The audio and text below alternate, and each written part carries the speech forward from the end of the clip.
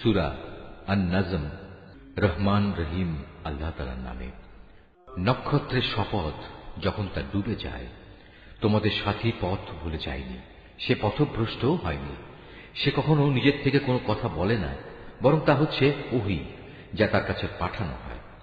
তাকে আল্লাহর এই ওহী শিখিয়ে দিয়েছে এমন একজন ফেরেশতা, যে প্রবল শক্তির অধিকারী। সে হচ্ছে সহজাত বুদ্ধিমত্তার অধিকারী। অতঃপর সে একদিন সত্যি সত্যি নিজ আকৃতিতে তার সামনে এসে দাঁড়াল।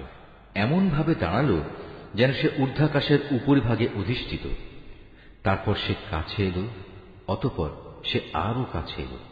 এ সময় তাদের উভয়ের মাঝে ব্যবধান থাকল মাত্র 2 ধনুকের সমান, কিংবা তার চাইতেও কম। অতঃপর সে তার আল্লাহর বান্দার কাছে ওহী পৌঁছে দিল, যা তার পৌঁছানোর দায়িত্ব ছিল।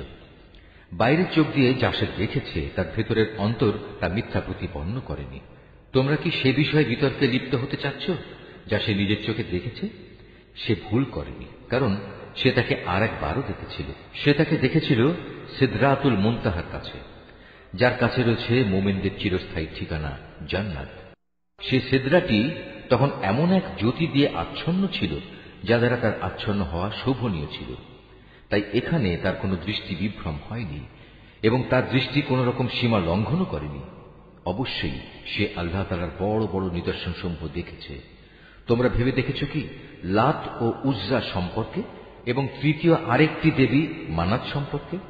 তোমরা কি মনে করে নিয়েছ পুত্র সন্তান সব তোমাদের জন্য, আর কন্যা সন্তান সব আল্লাহর জন্য?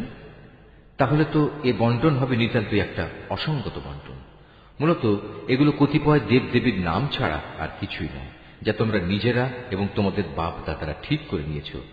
আল্লাহ তাআলা এ নামের সমর্থনে কোন রকম দলিল প্রমাণ নাজিল করেননি। এরা নিজেদের মন গড়া আন্দাজ অনুমানেরই অনুসরণ করে, এবং অধিকাংশ ক্ষেত্রেই এরা নিজেদের প্রবৃত্তির ইচ্ছা আকাঙ্ক্ষার উপর চলে। অথচ তাদের কাছে ইতিমধ্যেই তাদের মালিকের পক্ষ থেকে সুস্পষ্ট হিদায়াত এসে গেছে।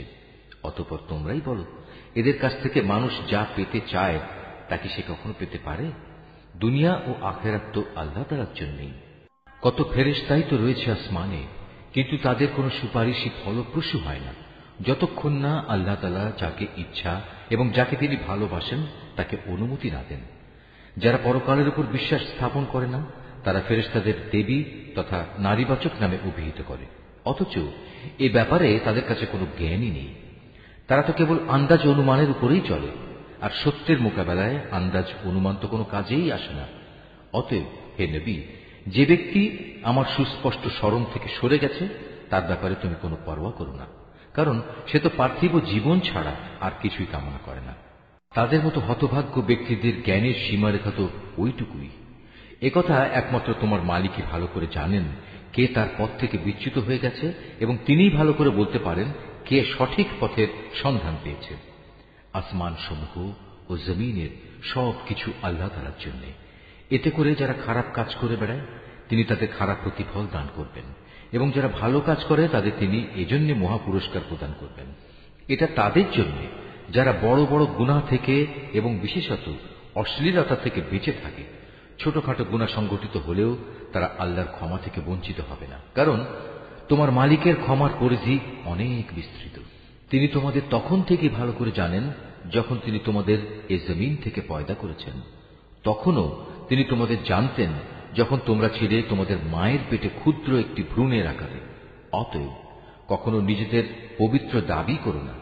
আল্লাহ তাআলা ভালো জানেন কোন ব্যক্তি তাকে বেশি ভয় করে। এই আয়াতটি যিনি তেলাওয়াত করবেন এবং যিনি এই আয়াতটির তেলাওয়াত শুনবেন, তাদের সবাইকে এখানে একটি সাজদা আদায় করতে হবে। এটা ওয়াজিব। হে নবী, তুমি কি সে ব্যক্তিটিকে দেখোনি যে আল্লাহ তাআলার পথ থেকে মুখ ফিরিয়ে নিল?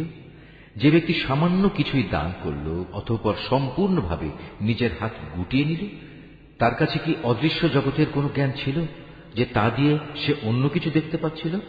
তাকে কি একথা জানানো হয়নি যে মুসার কাছে পাঠানো আমার সহিফা সমূহে কি কথা লেখা আছে? তাকে কি ইব্রাহিমের কথা জানানো হয়নি? ইব্রাহিম আল্লাহর বিধানাবলী পুরোপুরি পালন করেছে। কোনো মানুষই অন্যের পাপের বোঝা উঠাবে না। মানুষ ঠিক ততটুকুই পাবে যতটুকু সে চেষ্টা করবে, আর তার কাজকর্ম পরীক্ষা নিরীক্ষা করা হবে এবং অচিরেই তা দেখা হবে। অতঃপর তাকে তার পুরোপুরি বিনিময় দেয়া হবে। পরিশেষে সবাইকে একদিন তোমার মালিকের কাছেই পৌঁছতে হবে। তিনি সবাইকে হাসান, তিনি সবাইকে কাঁদান, তিনি মানুষকে মারেন, তিনি তাদের বাঁচান। তিনি নরনারীর যুগল পয়দা করেছেন এক বিন্দু স্খলিত শুক্র থেকে। নিশ্চয়ই পুনরায় এদের জীবন দান করার দায়িত্ব কিন্তু তাঁর একার। তিনি তাকে ধনশালী করেন এবং তিনি পুঁজি দান করে তা স্থায়ী রাখেন। তিনি সেরা নামক নক্ষত্রেরও মালিক। তিনি প্রাচীন আদ সম্প্রদায়কে ধ্বংস করে দিয়েছেন। তিনি আরো ধ্বংস করেছেন সামুদ জাতিকে এমন ভাবে তাদের একজনকেও অবশিষ্ট রাখেননি। এর আগে তিনি ধ্বংস করেছেন নূহের জাতিকে, কেননা তারা ছিল ভীষণ জালেম ও চরম বিদ্রোহী। তিনি একটি জনপদকে উপরে উঠিয়ে উল্টো করে ফেলে দিয়েছেন। অতঃপর সে জনপদের উপর তিনি ছেয়ে দিলেন এমন এক ভয়ঙ্কর আযাব যা তাকে পুরোপুরিভাবে ছেয়ে দিল। তারপরেও হে নির্বোধ মানুষ, তুমি তোমার মালিকের কোন কোন নিদর্শনে সন্দেহ প্রকাশ করো? আযাবের সতর্ককারী এ নবী তো আগের পাঠানো সতর্ককারীদেরই একজন।